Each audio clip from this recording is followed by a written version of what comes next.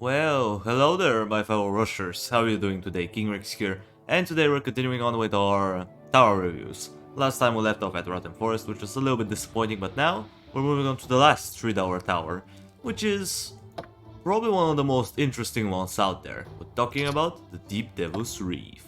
We come from the deep. And yeah, this tower is very interesting. It's basically a combination of barracks and a magic tower. That's wonderful. And it's unlike the mausoleum where you have to buy the units, you know, the gargoyles. Here, as soon as you buy this tower, you're gonna get 2 little fishes that are gonna be helping you out, which is pretty nice. I think they were called green fins if I remember correctly. Maybe they were devil tides, but I'm pretty sure they're green fins.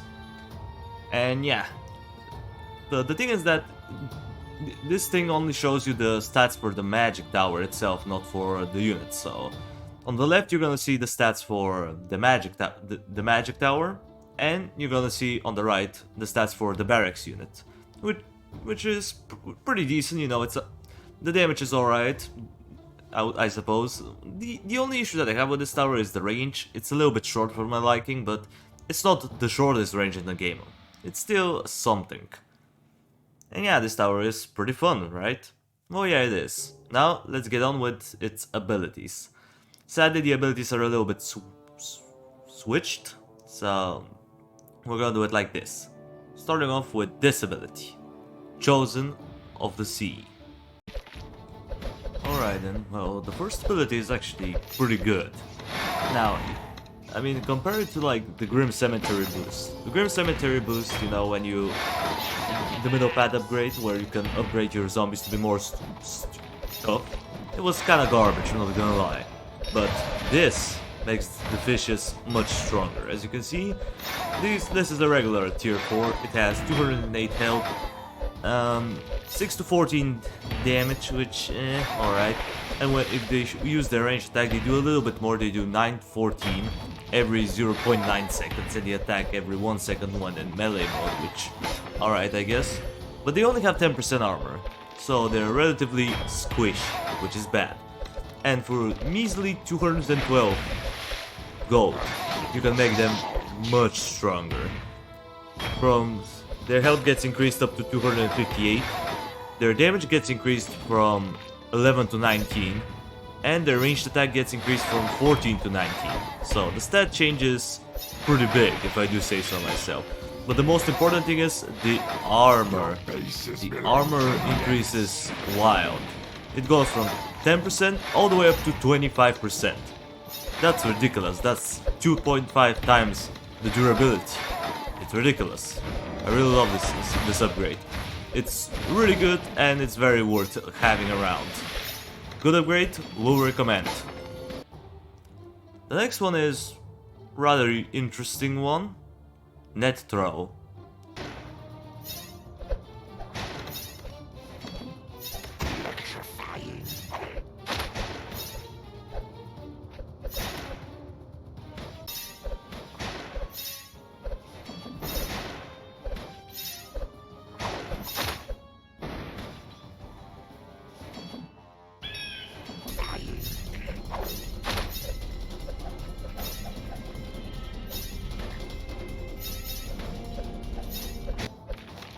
Yeah, now for the nets.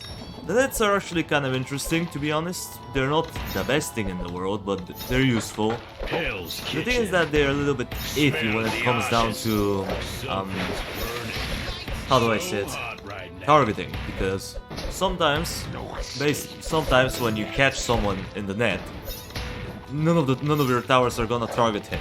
Like, you can't damage the target while it's under the net, which is a little bit annoying, but still that's a 4-second stun nonetheless, which is very good.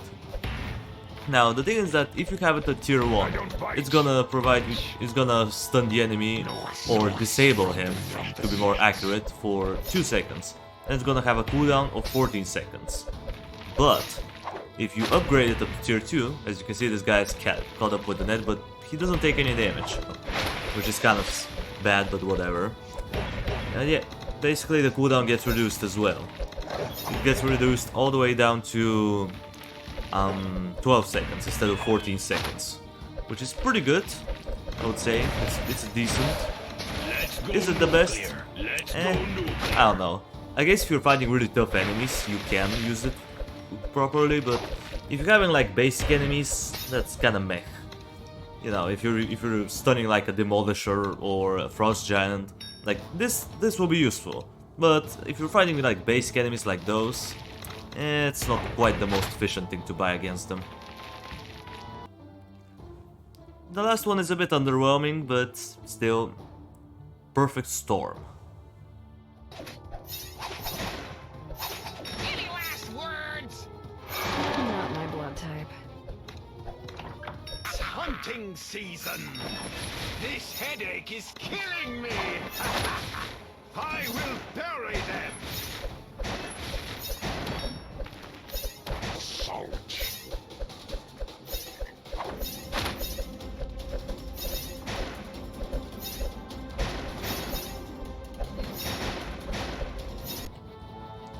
Oh yeah, now for the Cloud.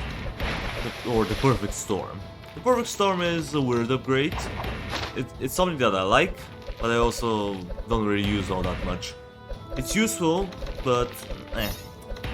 It's kind of like the net thing, where it's really useful against tough enemies, but if you're using it on a basic enemy, I don't know. So let's check it out.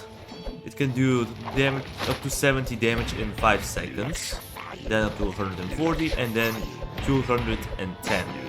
Basically, you're gonna do 70 damage per lightning strike. And the cool thing is that the lightning strike also stuns, similar to the basic attacks of the Orc Shaman, so that's kinda cool. Now, I'm not quite sure about the damage type.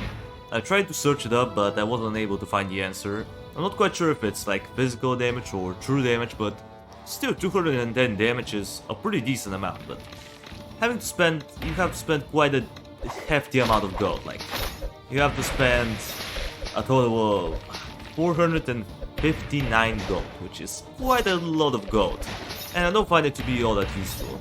Plus, sometimes, if it's targeting an enemy that has a very low amount of HP left, the Cloud is just gonna disappear. And that's a big waste, because this Cloud has 20 seconds cooldown, which, you know, it's whatever. But that's just the way it is, you know. As far as the basic tower goes, it's fine, you know, 44 to 132 magical damage every 1.5 seconds, it's good.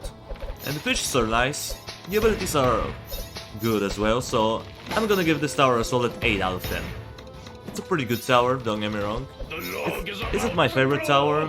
I would say no, I have another personal favorite of mine, but this tower is definitely one of the most unique ones. If you're looking for a unique tower that has a good design and it's pretty balanced out, then this tower will be a very good choice, at least in my opinion. It's not, in comparison to like Rim Cemetery and Rotten Forest, this tower is by far the best option. If you're looking for a cheap tower, that is. Because, you know, this was the last $3 tower. The next ones are gonna be $5 whopping dollars, so you better stay tuned in order to see when their review comes up.